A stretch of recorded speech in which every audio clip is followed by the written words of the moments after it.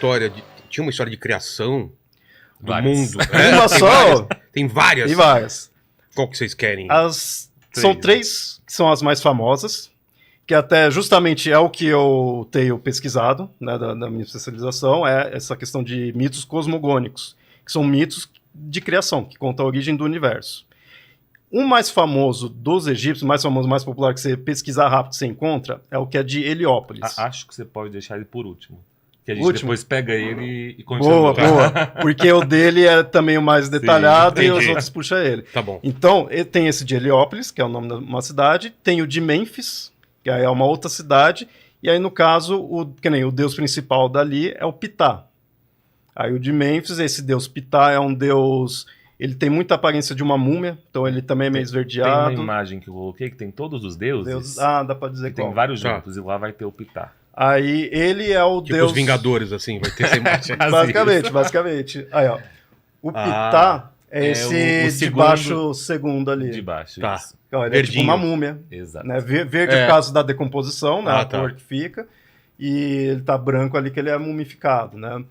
O Osíris também é mumificado, mas aí a gente deixa pra daqui a pouco. E aí esse Ptah, ele... Na cidade de Mênfis tem uma pedra, que é a Pedra de Shabaca, que é o que conta a origem do mito de criação, e mostra que desse deus foi que emanou tudo. Sabe? Aí emanou os outros deuses, emanou a criação. Sim. Então ele é o primeirão, e ele, muitas vezes é dito que ele criou pela palavra.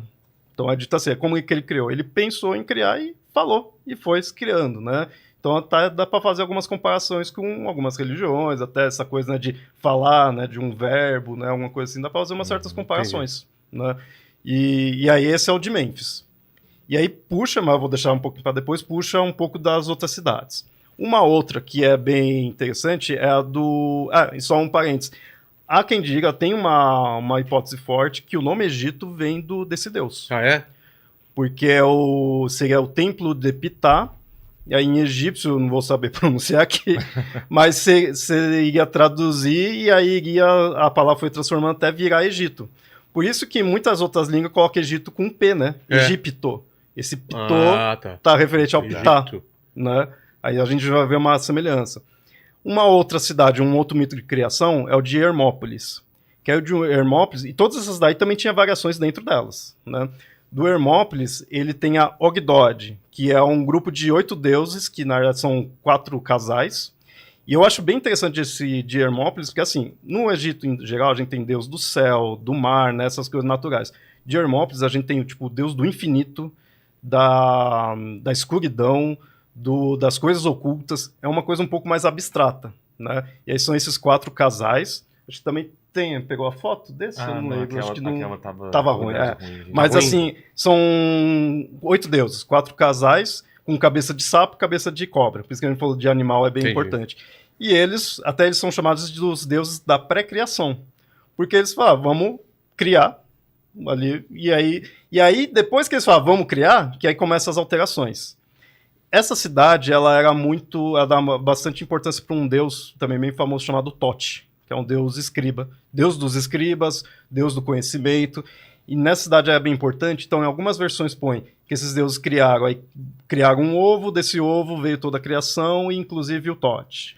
Tem outros que põem que o Tote é anterior. Né? O Tote tá na imagem, é o terceiro. É o terceiro de cima. Isso. Você vê que ele tá com uma canetinha. Exato. Ele, né, deus dos escribas. Deus do conhecimento, né? E aí nessa cidade, então, tem as variações. Às vezes põe que o Tote, que é o anterior, e criou todos, mas sempre aquela coisa. Surgem os primeiros deuses, vamos criar. E aí a gente vai para Heliópolis, porque esse vamos criar puxa a narrativa de Heliópolis, que é o mais popular, que é Atum, o deus Atum, o nome dele é Atum, ou às vezes você vai encontrar como Ra, que Ra significa sol, né? É o deus sol, ou Atum-Ra, por isso tem um monte de nome. E aí ele nasce de um mar primordial, um oceano primordial. Isso é uma coisa que é muito comum em muitas culturas. Tem um mar primordial. Essa que ele vai falar agora tem uma imagem só dela, que é a Grande Enéade. Tá. E aí esse Atum, ele tem 2 filhos, né? Ele cria 2 deuses, aí esses 2 deuses vai ter mais, aí vai indo, até chegar em 9, que é a Grande Enéade, né? Então ela é bem genealógica, né? É um deus tendo filho. Só que essa daí, as outras cidades pegam um pouco nessa versão. Então o outro era o Ptah, depois vem o Atum, e aí vem. Então vai misturando tudo. Por isso que também os deuses misturam os nomes deles. Porque não, antigamente achava que era concorrência, né? Eles falavam, não, o meu é melhor.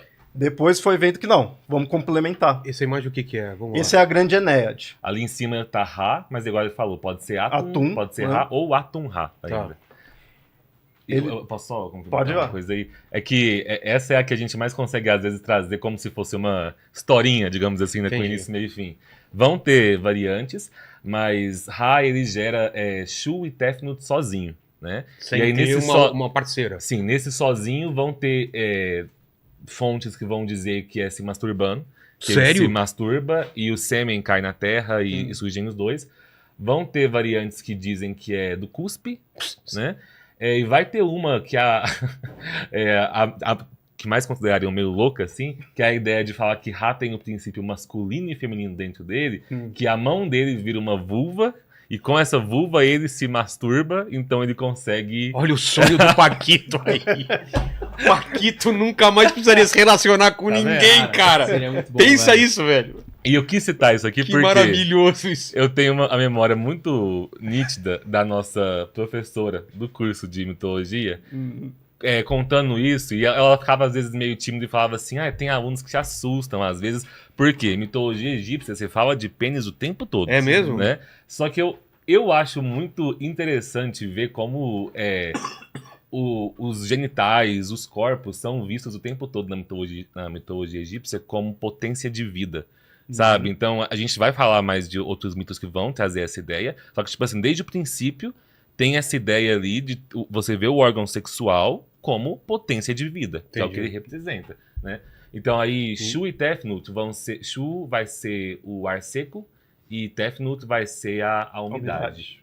Né? Pô, que interessante. Eu tava te atropelando porque eu queria chegar pra falar da Nut, mas você ia comentar mais alguma coisa ali? À vontade, à vontade. Por que eu vou comentar da Nut, até mandando um aceno aqui pra minha irmã que edita os vídeos, que a minha irmã é fãzaça da Nut por causa da história dela, que é o seguinte. Shu e Tefnut aí já tem uma relação ali masculino e feminino, né? Tá. E eles vão gerar os dois filhos, que vão ser Geb, ou Jeb, dependendo da pronúncia aí, e Nut. Jeb é a terra, Nut é o céu. E aí você tá vendo que Nut, ela tá numa posição de 4, ela tá arqueada, assim? Certo. É porque os dois... É a abóbada? Os dois... Seguiram. Seria a abóbada. Eles se apaixonaram, né? Jeb e Nut. Só que o deus Ra, ele tinha... Digamos como se fosse uma profecia de que um filho de Nut iria destroná-lo. Né? Iria ocupar o lugar que ele tinha. Então ele não queria isso, então ele pediu que Shu se colocasse entre Jeb e Nut e impedisse eles de se encontrarem. Então ali eles estão separados na imagem, mas se você vê que o Shu tá com as mãozinhas pra cima assim, é porque ele fica em cima do Jeb, que é a terra, segurando a Nut. Por isso que ela fica nessa posição. Que é onde... Acho que inclusive tem uma imagem aí também que é da Nut e o Shu segurando ela dessa forma. Essa daí. Que aí ali, ó, seria embaixo tá o Jeb, que é a terra. Olha que legal. No meio ali tá Shu, que é o ar seco, né? E a Nut como céu. Só que aí o interessante é que, mesmo assim, ela conseguiu engravidar do Jeb. E aí ela vai ter 4 ou 5 filhos, dependendo da versão. Aí termina com os 4 aí, que depois eu falo da... Vamos voltar para outra imagem, então. Esses 4, talvez a gente pode dizer que talvez sejam os mais populares aí atualmente, porque são 2 casais, que aí é o Osíris e Ísis, são irmãos e são casais, né? E Osíris e Ísis, e Néftis e Sete. Aí até eles já perdem um pouco essa coisa de ser de um elemento da natureza, e já ficam um pouco mais civilizado, assim, né? Mais coisa relacionada aos conceitos de uma civilização, e bem mais assim personificado mesmo, né? O Osíris, ele é muitas vezes representado assim como uma múmia por causa da história dele se tornar uma múmia. Ele seguiu a primeira mumificação que teve foi dele. Justamente porque Sete, que quem dominou, nasceram os 4, e quem dominou foi Osíris e Ísis, eles que reinavam. Sete, de muitos ciúmes, foi e fez uma armadilha para Osíris, no qual ele chamou um monte de comparsa dele, né, o Sete. O Sete ele é muito visto como, apesar de ter algumas alterações, algumas mudanças, ele normalmente é o antagonista, Tá. justamente por causa desse mito. Esse seria até uma coisa assim, lembra que eu falei muito daquela dualidade ordem e caos? Quando o Ra estava sozinho, ele era a ordem e o caos era a Apophis, a serpente que ele derrotava. Aí eu falei que Ra teria um filho de Nut que viria tomar o lugar dele, né? É porque Osíris vai vir como esse deus que vai se tornar o deus mais popular do Egito. Sim. E aí é como se a dualidade ordem e caos passasse de Ra e Apophis para Osíris e Sete. Entendi. Passa a estar representada neles ali. E aí o Sete, ele faz uma armadilha pro Osíris, que ele junta os comparsas dele, fala, tem esse sarcófago aqui, todo bonito aqui, vamos fazer uma brincadeira? Vamos ver quem cabe nele? E, só que ele já tinha feito na noite anterior as medidas, ele foi lá com a trena, né, foi lá medir o corpo do Osíris e fez sob medida. Então só o Osíris ia caber. Aí o Osíris deitou, legal, ganhei a brincadeira. Meteu um Joey, né? Você lembra do episódio do Friends, que o cara rouba ele? Duvido que você cabe naquele armário. Ele entra lá, fecha o cara e leva tudo do apartamento. E aí ele coube ali, pega e fecham na hora, né, matam ele ali e fecha. E aí joga, né, fora tudo. Então ele tirou o Osíris de cena, matou, né, ele. E aí a Isis começa a ir atrás de onde estava, né? E aí já começa algumas mudanças, que aí tem um momento, esse também já é bem desenvolvido, justamente o que a gente falou no começo, do Plutarco. Uhum. Transcrever, então ela é mais detalhada. E aí é justamente isso, a Isis começa a ir atrás, aí tem versões que o Sete encontra o corpo ali do sarcófago, vê que a Isis está indo atrás, então picota o corpo para ficar mais difícil, aí separa os pedaços. Inclusive, um dos pedaços que ela vai indo atrás. E aí ela encontra quase todos os pedaços. Menos um. Menos, como a gente tinha falado que é bem importante na mitologia egípcia, o pênis dele. Ah. Então ela não encontra. Mas aí também, algumas variações coloca que ela faz um de madeira, ela faz um pênis falso, né? Revive ele, revive ele, faz um pênis falso ali de madeira e consegue dormir com ele. Aí ela engravida do Horus, né? E com isso... Tem também um outro deus que não mostrei, que é o Anubis. Então, ele, na verdade, aparecia mais pra frente. Ele que mumifica, ajuda a preparar o corpo do Osíris. Com isso, ele vira um deus múmia e começa a reinar no submundo, no mundo dos mortos, já que ele morreu. Que é uma coisa que é interessante colocar aqui, porque o Léo falou que matou o Osíris, né? Para alguns isso pode soar estranho, tipo assim, mas não é Deus? Né? Só que vai ter isso nos mitos egípcios, né? Os deuses, eles vão morrer. É meio que a ideia de que enquanto eles estão... Osíris, a gente vai falar dele como deus dos mortos. Mas primeiro ele chega como um deus da agricultura, fertilidade, que traz a civilização com ele. E na mitologia egípcia, não só nela, mas estamos falando só dela aqui, sempre que falar deus da fertilidade, a gente está falando de campo, mas também está falando de sexo e fertilidade no sentido de gravidez. Para eles estava sempre relacionado, não são duas coisas diferentes.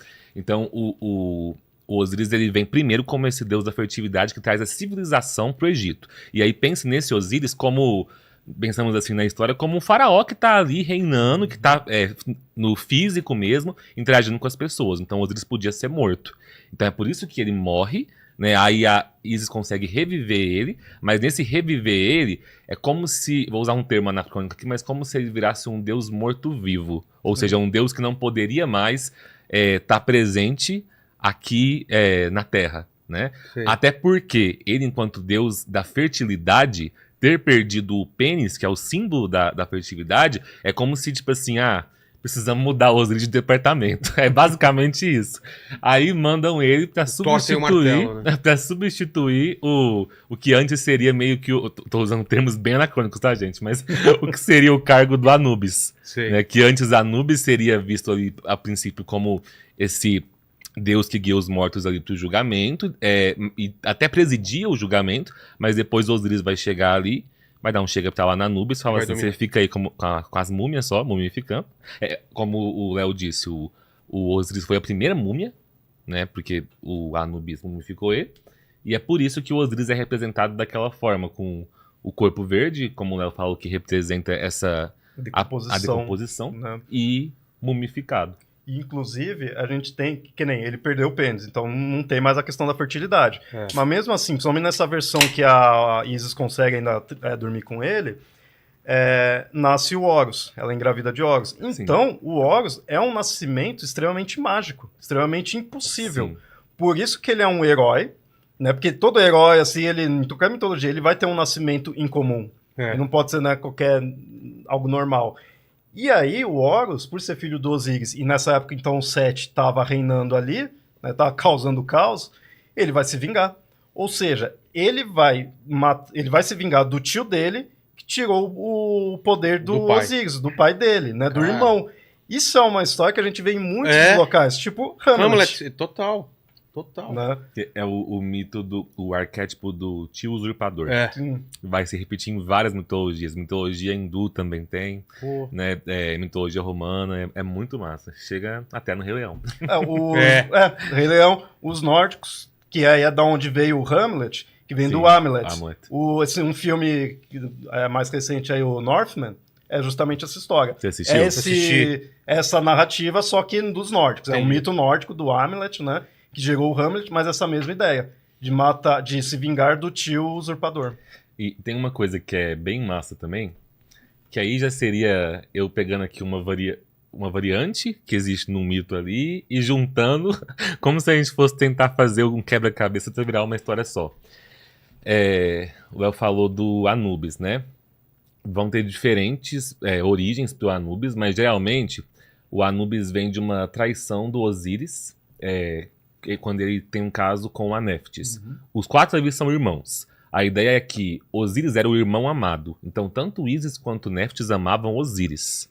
Só que Osíris casou com Ísis e Neftis teve que casar com Sete, de que ninguém gostava, né? Sete era o caos, a inveja. Coitado, gente. Aí o que rola? O Osíris tem um caso com a Neftis. Desse caso nasce o Anubis. O Anubis vem com uma cabeça de chacal. Numa das fontes é dito que essa aparência de chacal dele faz com que a Neftis rejeite o próprio filho. Então, Anubis vai ser abandonado. E aí, quem que vai cuidar do Anubis? A coitada traída ali, que não tinha nada a ver com a história, que é a Isis. A Isis vai cuidar do Anubis. E ele vai se tornar... tem um termo específico que não tá me vindo na cabeça agora, mas como se fosse um companheiro de jornada dela ali.